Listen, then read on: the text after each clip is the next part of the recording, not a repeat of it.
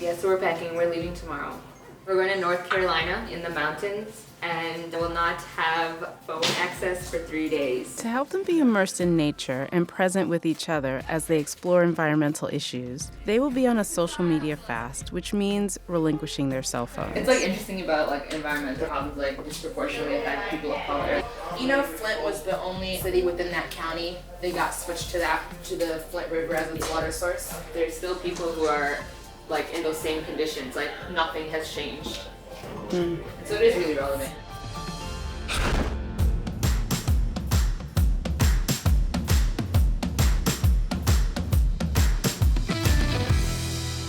I want to ask about like the way that women get demeaned in rap music. How do black women deal with that?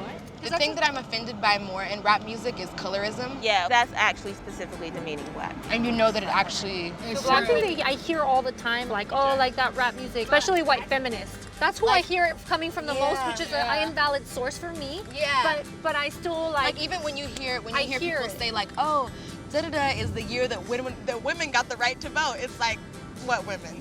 white women. Everybody didn't get the right to vote. Right. At the same time. And the Irish were slaves too. You sound like, what was that, Megyn Kelly? Oh, did she say that? Probably. I'm sure it was her or Ann Coulter, one of them. Sure. Sometimes Ann Coulter actually makes me turn off Fox News. She says some of the most ridiculous things. Sometimes. I have a book by her. I didn't realize Why? It's called How to Talk to Liberals. What? Do you know how to talk to liberals? I never haven't read it. It's just on my bookshelf.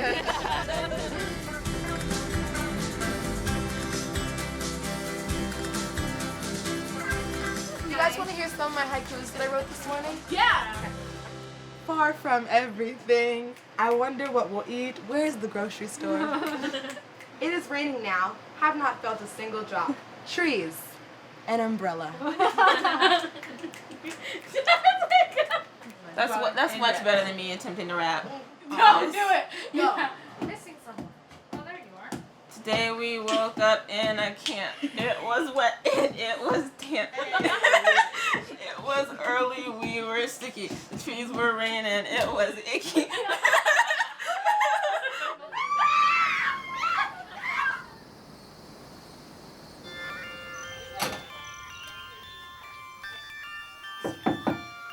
Today we're going on a Jeep tour. I'm anticipating rain at 3 p.m., so I've got my handy-dandy umbrella.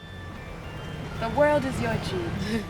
We should get some good views of rafters coming down Nantahala Falls right up here.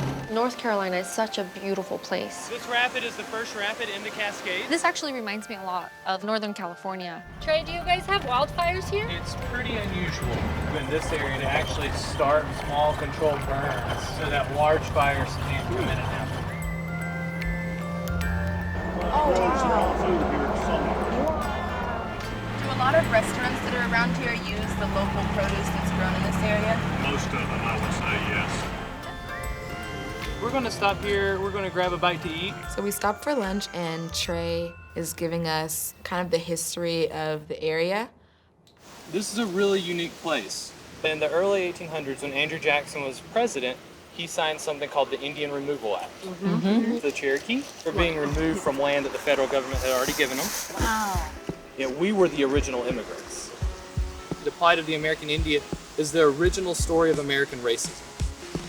We always think of it as a black and white, of a slavery and a free.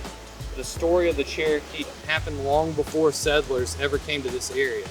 My first impression of Trey was just that he was a very welcoming person and so excited to just talk to us about environmental issues affecting the area and the history of the area, which he was obviously very passionate about. A lot of environmental justice issues disproportionately affect low-income communities or communities of color. In this area, do you find that to be true? We do not have a large populations of people of color.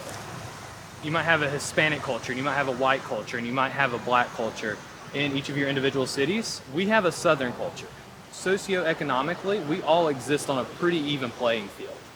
You don't see these disparages in economics based upon culture or background. For me, it's really bizarre that people think that we're so past slavery and so past racism when there are people alive today who experience Jim Crow. The other thing is when everybody thinks about the South, we think of American slavery. This area was not a part of that, more or less. I mean, there might have been a spot here, a spot there where you would have plantations. A plantation here, a plantation there. And it's just like, I felt like he was being too dismissive of slavery. The influence of slavery is way different in this area than it is in, say, Atlanta, Georgia, Charleston, South Carolina. You don't have to make it look like this area had fewer slaves than, say, Mississippi, because at the end of the day, this area had slaves. Everybody here has a responsibility and the ability to gain a job. Some people are definitely a little bit higher in the socioeconomic class. Some people are definitely lower, but we find that's more from personal decision. It really bothers me when I hear poverty and it sounds like we're saying that people choose to be poor. Yeah, I've had the opportunity to travel and seen just incredible poverty. I have received more warmth and welcomeness from communities that live at the median income level or below. So I'm sitting there, I'm annoyed, I'm fuming, but I don't know how to address it. Earlier you were saying that everybody has an opportunity, and it's all based on personal choice. Do you think that's true to the entire nation? I believe that people do have a choice to rise above their situation. You feel like some people have more access to that opportunity than others? Absolutely. There was a professor at my university. He said it took 4 to 6 generations to get out of poverty if your parents worked out of a plantation in the West Coast. If anybody can find their way out to here and they have a solid application, we will hire them and teach them how to raft guide. And we will give them the ability to come out of that. And at that point, I just died laughing. Because I was just like, are you serious? You know, I believe that you have to make the choice. What makes you think they have the means to pay for transportation to North Carolina to know that they can get a job leading tours of the Appalachian Trail? All I could do was laugh. I didn't know what to say. We've got to get on the trail. We've had some great conversation, but I think it's about time. Some of the things he said turned a lot of the girls off. So when lunch was over, everyone was at their boiling point and the steam needed to be let out. Oh, and it was. His looking at poor people, like their redeeming quality is like, oh, they were so nice to me. Oh, but they were so kind, so welcoming, those poor people. That did seem a bit constant. White upper class privilege is being saying like, yeah, I prefer living in a low income area, like having that is a choice privilege and like in it. vocalizing that, be like, oh, I love being around like low income areas. They're so kind. I don't have and cable. I have an community-oriented. And I'm like, that's like not the reality for most people. Like people don't get to choose what class they're in. That's I don't really think good that you he's, made that. I don't think he's ill-intentioned, but I think that just goes to show that like people who don't have to consider race, the way that they talk about it, there's like racist undertones.